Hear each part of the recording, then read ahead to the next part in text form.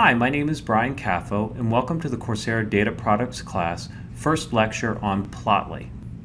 So Plotly is a platform for creating interactive graphics and doing analyses. However, we're going to focus on Plotly as it interacts with R. So in this way, it'll be not unlike what we're getting out of R charts in Google Viz.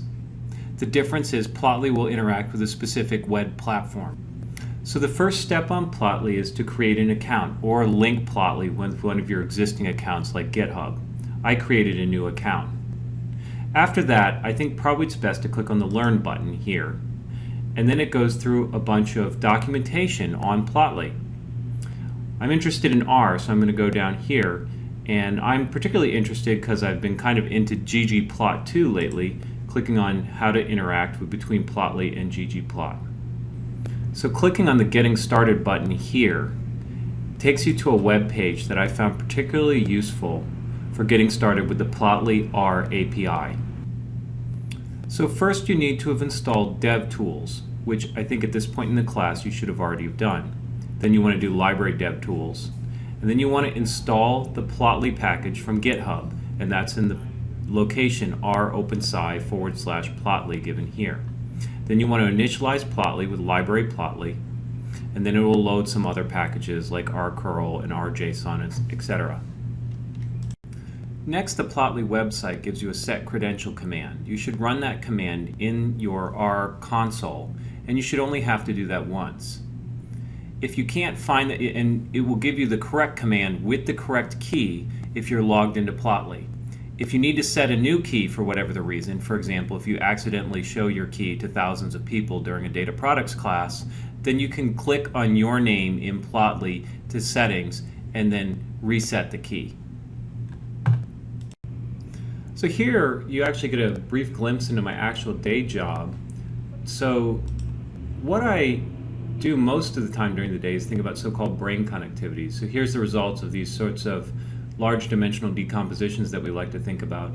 And I'm using RStudio's Manipulate, and this is a nice motivation for RStudio's Manipulate function.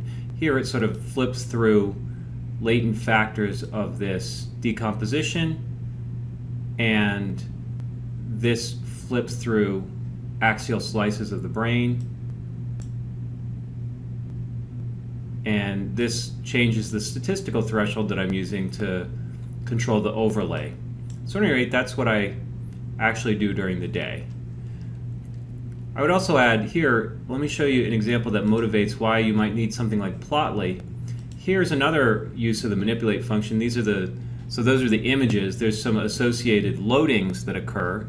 And here, what you often want to do is flip through the loadings, in this case. And if you see an instance like this where there's a lot of nice variability in the loadings, but there's one subject that's sticking way out, it'd be nice if I could just hover over that one subject, like here, and figure out what subject it is, because then when I go back to the original brain imaging data, there's usually a mistake. Like this one, for sure there's probably some mistake for this person's brain image at some point. And so I'd like some interactivity where if I hover my mouse over this, so I don't have to code to figure out what that one is, because I'm going back and forth. And things like Plotly and R charts and Google Viz are particularly good at that. So let's go through an example. So on the GitHub repository, I have this dataset, coursera-data.rda, which you can load up. Up here, I've already loaded it up. And that contains enrollment numbers for our Coursera classes before we started the data science specialization. Then I would do library Plotly, and then library ggplot2, because I want to create a ggplot. So I'm going to create my ggplot where my Y is enrollment, my X is which class it is, and my fill is which offering it was, first offering, second offering, third offering, and then I give it my data frame, my data, okay?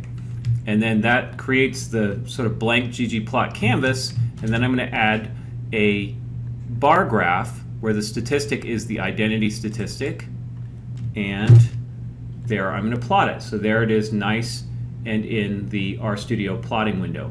Though of course notice when I hover over the bars nothing happens.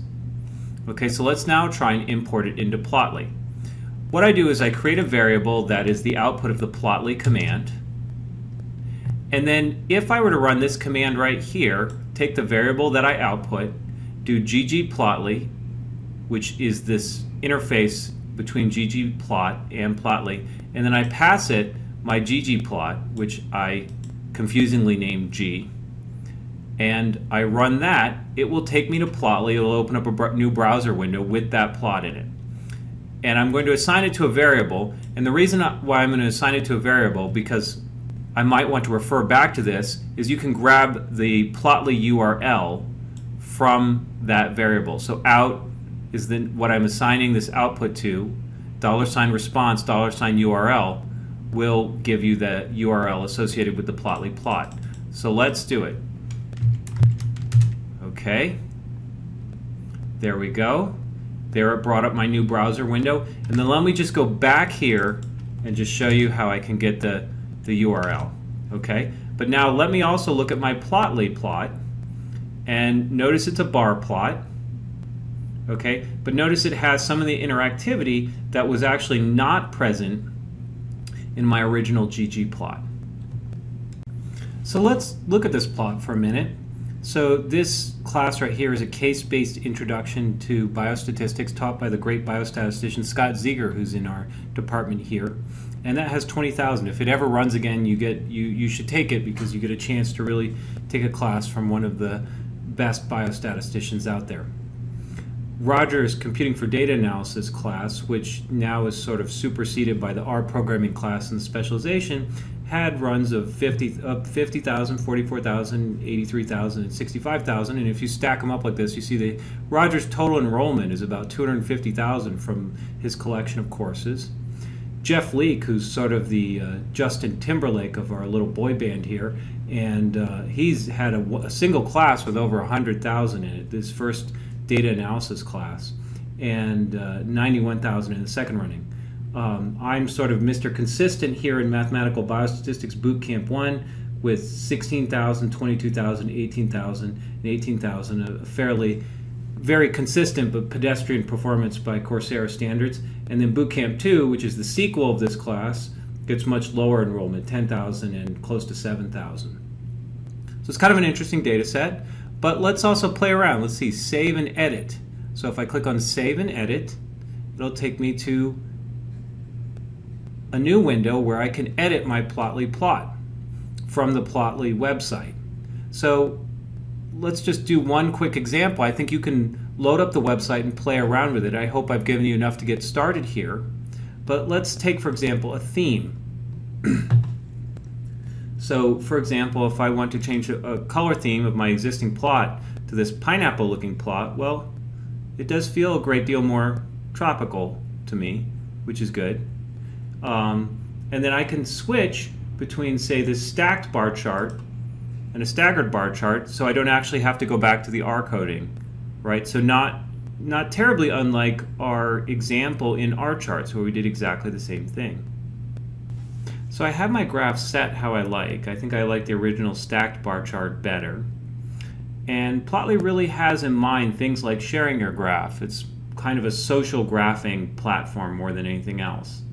And so if you click on share, you can click share on Twitter or Facebook right here.